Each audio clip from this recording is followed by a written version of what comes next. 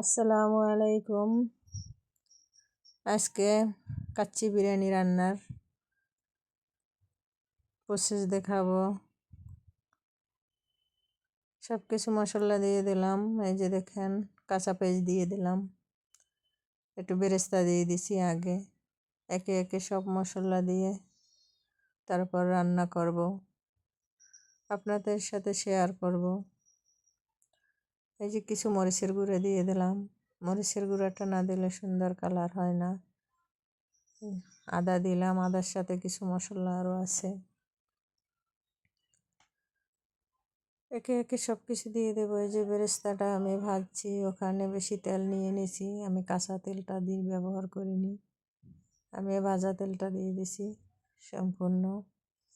সব মশলা দিয়ে একেবারে সব কিছু ম্যারিনেট করে আমি আধা ঘন্টার মতন রেখে দিব। তারপর একটা টক দই মিশাবো আধা ঘন্টা পরে।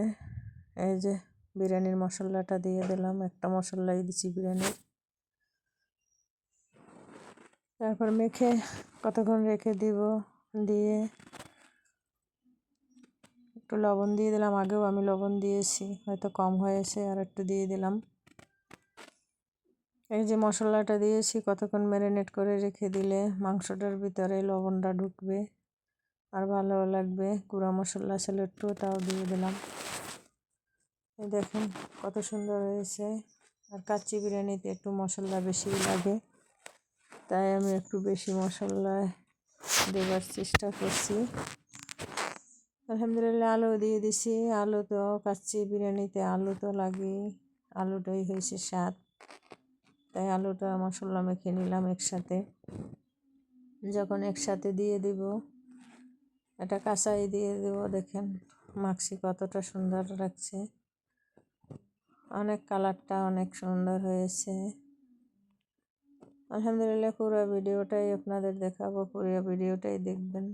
এই দেখেন আধা ঘন্টা পর আমি টক দই মিশিয়ে নিলাম। টক দইটা আগে দিলাম না কেন জিজ্ঞেস করতে পারেন। টক দইটা আমি আগে দিলে মাংসটার ভিতরে টকটা ঢুকে গেলে মাংসর স্বাদটা থাকে না, তাই আমি আগে টক দইটা দিই নেই, এখন দিছি। এখন দিয়ে একটু সময় রেখে বসিয়ে দিব রান্না। তাই এই যে সব কিছু মিশিয়ে দিলাম। দেখেন এখনই লাগে যেন রান্না হয়ে গেছে তেমন।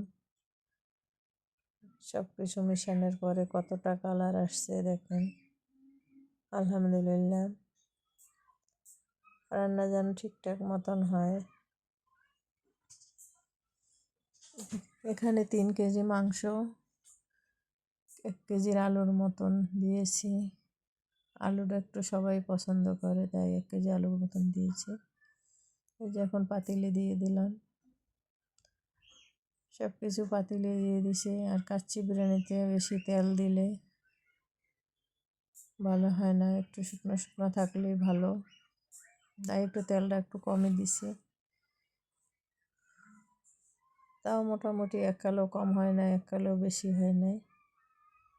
এখন চালটা দিয়ে দেবো। চালটা আমি লবণ পানি দিয়ে সেদ্ধ করেছি, সেদ্ধ করে পানি ঝরাইয়ে রেখে দিছি। যে এখন চালটা আমি ঢেলে দিব।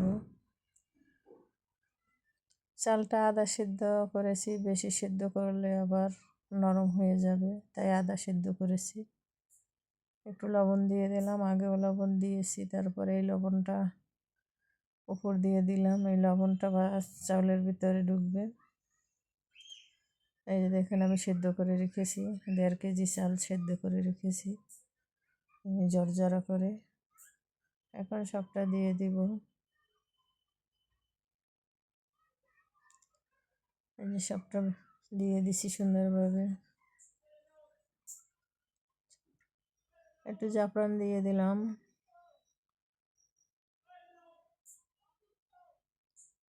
জাফরানটা একটু ভিজিয়ে রাখলে কালার হয়, কিন্তু ভিজিয়ে রাখি নাই, আগলাই একটু ভিজিয়ে কোনো রকম দিয়ে দিছি, গরম হয়ে যাবে। এখন এই যে বেরেস্তাটা দিয়ে দিলাম। বেরেস্তাটা দিয়ে ঢাকনা দিয়ে চুলায় বসিয়ে দেব, 1 ঘন্টার মতন রেখে দিব।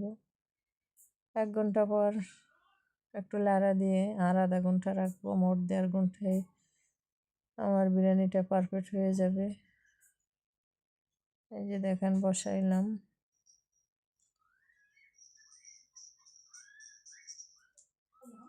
ফয়েল পেপার নেই তো কাগজ দিয়ে দিলাম। আটাও ছিল না ঘরে, তো সব সময় সব জিনিস থাকে না, আমরা পুরাই দিনই রান্না করি, তাই ফুরিয়ে গেছে। এখন হঠাৎ করে আর আনাও হয়নি, তাই আমি ময়দা দিয়ে চারকোলটা আটকাই দিতে পারিনি, এই জন্য কাগজটা ব্যবহার করেছি উপর দিয়ে।